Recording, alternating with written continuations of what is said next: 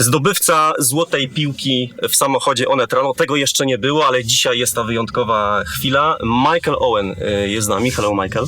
Hi, how are you? Yeah, I'm right. You? Good. Yeah, very good, thank you. Legenda Liverpoolu, legenda angielskiej piłki, były zawodnik Manchesteru United, Realu Madryt i zdobywca Złotej Piłki właśnie w 2001 roku. Michael, I have a quiz for you at the start. Okay. How many goals did you score against Poland? One. Wow, good answer. You checked it. You checked this. Some journalists I've been doing lots of interviews. Okay. I'm not very good at remembering my career. Not very good at all. So if you'd asked, if this had been my first interview of the day, I might not have got that, but yeah. 2005, Old Trafford. Yeah, Old Trafford. It was one of the 8 games you played as an England captain. Is that right? 8 games I was captain? Mm-hmm. Okay. I checked this. Well done. I'm prepared. Yeah. Michael, what do you know about Polish football? When you hear Polish football, what's your first thought? Well, I think it's a very good footballing nation. Mm-hmm. When we played for England in my generation, it felt like we were getting drawn against Poland all the time. It felt every 2 years we would be in the same qualification group, and there were always tough games. Really? Yeah, there were always tough games. Well, you didn't lose any of these games. We didn't lose any, but I mean, there was never any 4-0 or 5-0. I mean, it was always 1-0 or it was 2-1. Yeah, it was tough. It was tough. Poland were always a good team. Listen, inevitably, like every country, I'm sure you want to be better, but you can produce great players. You've produced one of the greatest players of all time in recent years, obviously, in Lewandowski. You produce good goalkeepers. Oh yeah. There's some good goalkeepers that have played in the Premier League. Kivior as well, that plays at Arsenal now. So I know you do produce players, but again, I'm sure you Polish people want even more and want better players. That would be great, but that's what we all want. Yeah, that's true. Lewandowski, do you watch sometimes Barcelona? Yes. Because my question is, what makes him so good, Lewandowski?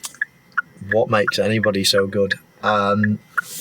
Pure ability, natural ability, and then once you have the ability, then the mentality. Mm-hmm. You have to believe it, and and then you have to have discipline, determination, desire. You have to have so many different things, and this is the reason not many people can be great like it, because it's very, very rare to have all of these things to tick every single box. It's very difficult. So yeah, I mean, he's a talent that comes around in every 100 years, not every generation. He's incredible. Does he have anything that you didn't have as a striker? Yeah, we're very different. We're probably opposites. I mean, I think we can both score goals. We can both finish. We're both very good in front of goal, and we understand, and we've had that training, that practice, that repetition that all good strikers need. I would be a different type of striker, though. I mean, obviously he's a lot bigger than me, a lot taller than me. I would probably score a different type of goal than him. So yeah, we're different in many ways, but we would be very similar. If we spoke, we would talk exactly the same. We when you do that, when that's your job, when then you just what other people feel and do, and so we're very similar in many ways, but very different. Okay, you probably don't know that, but we have a big problem with Lewandowski, because of course he's our great striker, the biggest star and the legend. But last June we played against Finland. It was most important game for us in World Cup qualifier, because we are competing with them for a second place in our group. Yeah. And Lewandowski refused to come for this game because he confessed that he's very tired after the season with Barcelona. And many fans, many journalists were outraged because we couldn't believe how the biggest star doesn't want to help our team in such important game. Do you feel is a fair that we criticize him? I don't know exactly what happened. Of course, you've just explained in 10 seconds.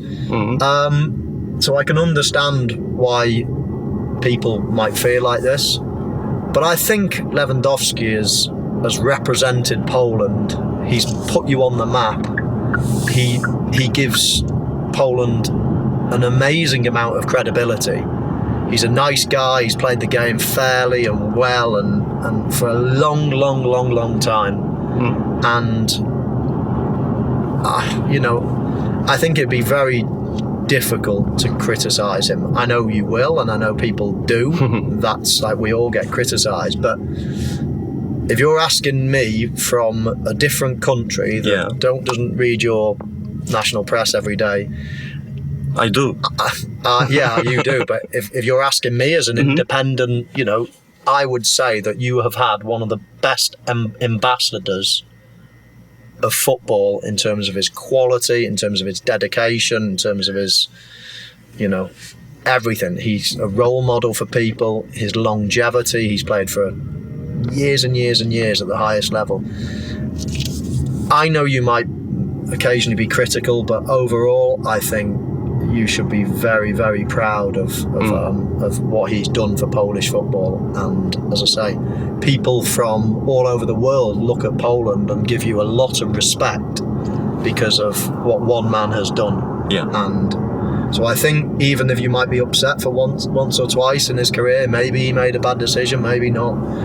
But overall, I think you should be very proud and you should treat him very, very well. Yeah, that's right. Michael, do you enjoy your life after career? Yeah, I love it. Yeah, really. I really love it. And I was a little bit nervous, I think everybody is, when you finish football. Football is a very short career, but it's something that you don't just, it's not when you're at school you think, do I want to be a doctor? Do I want to be a this? Do I want to be a lawyer? Or football is not like that. Football is your total and utter life from when you could first walk, and it can't be something that you just I'll practice today. It's not. It's part of your life. If you see it as practice, then you will never make it. Football has got to be in your blood and in your brain at every moment. And I lived with a football under my arm. Even when I was in school, it was like, wait for the bell to go and we can have a break. So it's like, right, get the football out. When I'm walking home from school, I didn't want to walk home. I was keeping the ball up. I was, not because I was thinking it's practice, because I loved it. I wanted to do it. And it was just, that was just me. It was just my passion. So when you then finish football, you're a little bit nervous thinking, wow, I retired at 33. You're thinking 33 years of my life, knowing nothing else, and now what am I going to do? And so I think everybody can be a little bit nervous, but since I finished, I loved my life. I've got 4 wonderful children, really happy and healthy family. I've got my business in horse racing. I've got my work in punditry on the television, talking about football. So I just have a great balance. And I miss being great. I didn't really enjoy the second half of my career because I wasn't what I was. You know what I mean? So in many ways, retiring was quite a nice thing. It was a bit of a relief for me because I had been to the top and now I was slowly getting worse and worse, and I hated myself for it because my body wasn't able to do what I used to be able to do. So it was actually quite a nice thing to retire and almost like, thankfully that's finished now.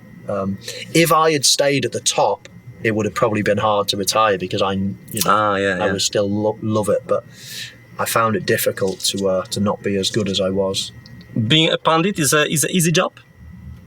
No. No? You can just sit, watch TV, criticize footballers. Well, yes, I guess. Okay, so yeah, there's 2 ways of being a pundit. It's like saying if you're a professional footballer, well, yeah, there's professional footballers and there's elite. It's a different game. It's a different life. It's a different. if you play in Division 2 or you're in the, Robert Lewandowski, it's like, yes, okay, they do the same job, but that's where the comparison finishes, is different. So punditry is the same. If I just come in on one day a year and sit there and answer questions, then yeah, that's punditry, I guess. That's quite easy. But I've been doing this game 13 years now. I present, I'm part of the whole production of the, I go to the training ground, I interview people. I've learned lots of different skills. Oh, okay. Like a journalist. People, when they watch the television, they just think you're answering questions, but I've got people counting in my ear. We have to hit different counts. I need to give the presenter maybe 8 seconds for him to finish off and throw to an advertising break. Or okay. I know what's coming next. Maybe we've done a feature on Mo Salah and we're answering a question, and I need to maybe help my partner out and bring him in with a reference to Mo Salah to make it or so to make the whole show flow nicely. And so I'm choosing all of the clips all week. Yeah. I'm having an input into, right, okay, what is the story now? Should we be focusing on this type of player? I've been watching all the games. I may have noticed something that he does very badly or very well, so then I will work with my team to get lots of clips. And to the other pundit, he doesn't do that. He turns up and I said, right, this is what I've prepared. I can help you, I can do that. So I've almost got myself into a position where now I lead the coverage of the Premier League, which is a lot more responsibility. So punditry, yeah, that's easy if you come in and do it once every year and just answer questions. But what I do is very, very time consuming. I'm on the phone all week with my team, with my producer, with my director, with my presenter. We're working out how the show is going to flow. We're meeting people. We're going to different training grounds to interview people. It's a very big job that I dedicated myself to do and to do properly. So it might not look like that on the television, but it's a big... Yes, it is. You played with 2 Polish goalkeepers, Tomasz Kuszczak and Jerzy Dudek. Yeah. Who was better goalkeeper? I would say Jerzy. Thomas was a great guy. I like Thomas. Yeah, he's funny? Yeah. But it's incredible how many good goalkeepers Poland have produced. Oh, yeah. We've had, 4 in the Premier League? At least. Fabiański, Szczęsny, Boruc, Szczęsny. Boruc, yeah. And then Thomas Kuszczak and Dudek. It's at least 5. Wow. Yeah. How do you do that? We have a good coaching goalkeeping coaching. Yeah. Yeah. Amazing. So yeah, that's a good thing. At least we are good in one thing, producing good goalkeepers. Yeah, very good. Okay, so we are here. So do you have are you in touch with Tomasz Kuszczak and Jerzy now? I see them sometimes. Yeah, I mean, football is quite interesting because everybody thinks you're all best friends, but I've played with, how many people? 300, 400 footballers in my career, I don't know. It's like anything in life. You meet maybe 5 people that you're really good friends with and I speak to every week. Then you meet maybe 30 people that you've still got their number and you share a text, maybe a message once every month, and then you've got 250 that you never speak to, but if I see them, you give them a hug and reminisce about great times. But they're just work colleagues. They're not, or they're friends, but they're not. I don't know their wife's name or their son's name. Exactly. And it's the same. But people think that every footballer ever plays with each other, or it's a big group, a big club of forever. You're all best friends. Yeah, it's not like that. My best friends have never kicked. They're not footballers. Oh yeah. It's like Football, I go to work. That was my job. They were work colleagues, and some of them become friends, but most of them are work colleagues. Okay, Michael, thank you very much. It was a big pleasure for me, for us. Yeah. Michael Owen był naszym gościem. Bardzo dziękujemy. Thank you. Cheers. Cheers.